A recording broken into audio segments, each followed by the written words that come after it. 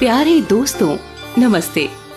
आज मैं आपको एक बड़ी ही रोचक कहानी सुनाने जा रही हूँ।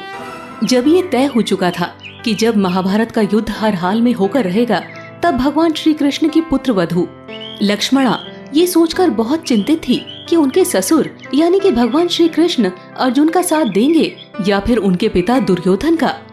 दोस्तों, यहाँ आपके मन में ये सवाल आ रहा होगा कि भगवान श्री कृष्ण की पुत्र वधू दुर्योधन की पुत्री कैसे थी। तो आपकी जानकारी के लिए बता दें कि भगवान श्री कृष्ण की 8 पत्नियों में से एक पत्नी रामायण काल के जामवंत जी की पुत्री जामवंती थी और उसी जामवंती के पुत्र सांब से दुर्योधन की पुत्री लक्ष्मणा का विवाह हुआ था। ऐसे में भगवान श्री कृष्ण दुर्योधन के समधी भी लगते थे। वहीं दूसरी ओर अर्जुन भगवान श्री कृष्ण की बुआ कुंती के पुत्र और बहन सुभद्रा के पति भी थे। ऐसे में लक्ष्मणा को ये चिंता सता रही थी कि इस युद्ध में भगवान श्री कृष्ण किसका साथ देंगे, जिसके लिए वो भगवान से ये सवाल पूछना चाहती थी, लेकिन संकोचवश पूछ नहीं पा रही थी। वो भगवान श्री कृष्ण के पास जाती है और कहती है, पिताजी, हम आपसे कुछ पूछना चाह रहे थे। भगवान श्री कृष्ण ने कहा, पूछो पुत्री, क्या पूछना चाहती हो? पिताजी, वो युद्ध के बारे में पूछना चाह रही थी। मुझे ज्ञात है पुत्री कि तुम किस बात को लेकर चिंतित हो। मैं तुम्हें विश्वास दिलाता हूँ कि जो भी मेरे समक्ष पहले आएगा, मैं उसकी ही सहायता करूँगा। पिताजी, ये भी तो हो सकता है ना कि आप अपने सखा अर्जुन को चुन लें। मैं किसी का चुनाव नहीं करता हूँ, बल्कि लोग मुझे चुनते हैं। तुम चाहो तो मेरे कक्ष के बाहर उस वक्त की प्रतीक्षा कर सकती हो जब दुर्योधन और अर्जुन मेरे समक्ष आएंगे। इतना कहकर भगवान श्री कृष्ण अपने कक्ष में चले जाते हैं। जब वो गहरी नींद में सो रहे होते हैं, तब दुर्योधन उनके पास आता है और श्री कृष्ण को नींद में देखकर उनके सिरहाने की तरफ बैठ जाते हैं। फिर थोड़ी देर के बाद अर्जुन आते हैं और वो भगवान श्री कृष्ण के पैर के करीब बैठ जाते हैं। दोनों उनके जागने की प्रतीक्षा करने लगते हैं। ये सब लक्ष्मणा कक्ष के बाहर की ओर छिपकर देख रही होती है। तब श्री कृष्ण की आंख खुलती है तो उनका ध्यान पहले अर्जुन पर जाता है, क्योंकि अर्जुन उनके सामने पैर के पास बैठे होते हैं। वासुदेव, मैं आपके पास अर्जुन से पहले आया था, इसलिए आपसे कुछ मांगने का पहला हक मुझे मिलना चाहिए। ये तो तुम कह रहे हो दुर्योधन, लेकिन मैंने पहले देखा तो अर्जुन को है, इसीलिए कुछ मांगने का अधिकार पहले अर्जुन को है।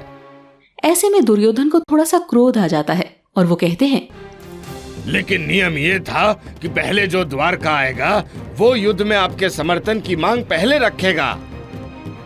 नहीं दुर्योधन, लगता है तुमने ठीक से नियम को सुना नहीं।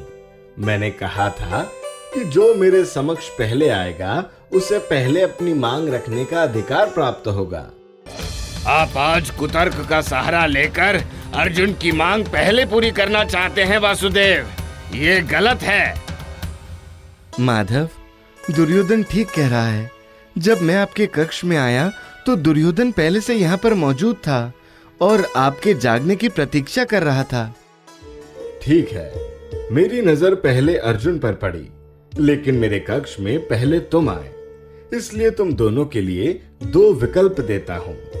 एक तरफ मेरी पूरी नारायणी सेना रहेगी और दूसरी तरफ मैं रहूंगा। तुम दोनों अब ये तय करो कि किसे कौन चाहिए, लेकिन एक बात का ध्यान रखना कि मैं बिल्कुल निहत्था रहूंगा। युद्ध में किसी तरह के अस्त्र शस्त्र का प्रयोग नहीं करूंगा। माधव, मुझे तो आप चाहिए। मैं ऐसी नारायणी सेना लेकर क्या करूंगा जिसमें आप ही नहीं होंगे। अर्जुन की ये बात सुनकर दुर्योधन की खुशी का ठिकाना नहीं रह जाता। वो हंसते हुए अर्जुन से कहता है, लगता है तुम्हारी बुद्धि भ्रष्ट हो गई है। मुझे तो नारायणी सेना ही चाहिए जो किसी युद्ध में पराजित नहीं होती। भगवान श्री कृष्ण दोनों को अपनी सहमति दे देते हैं। तब वो दोनों वहां से चले जाते हैं। उधर लक्ष्मणा ये सब देख रही थी। जब वो दोनों चले गए तो वो श्री कृष्ण के पास आई और बोली, पिताजी, आपने सही कहा था। आप किसी को नहीं चुनते, लोग आपको चुनते हैं। मुझे क्षमा कर दीजिए, मुझसे गलती हो गई, लेकिन मैं अपने पिता के प्राणों की रक्षा कैसे करूं?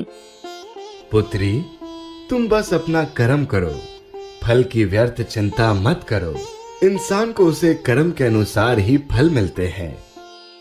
तो दोस्तों, इससे हमें यही सीख मिलती है कि कोई भी फैसला लेने से पहले हमें उस पर अच्छे से विचार कर लेना चाहिए, क्योंकि महाभारत युद्ध का परिणाम तो आप जानते ही हैं कि किस तरह नारायणी सेना उनके पास होने के बावजूद उनका विनाश हो गया था। क्योंकि जिस नारायणी सेना में खुद नारायण ही ना हो, उसका क्या महत्व था। और इस बात को अर्जुन भली भांति समझते थे, इसीलिए उन्होंने खुद नारायण को अपनी मदद करने की प्रार्थना की, जिससे पांडवों की युद्ध में विजय हुई। दोस्तों, आपको ये कहानी कैसी लगी? कमेंट करके जरूर बताएं। ऐसी और कहानी सुनने के लिए इसे लाइक और शेयर जरूर करें। धन्यवाद।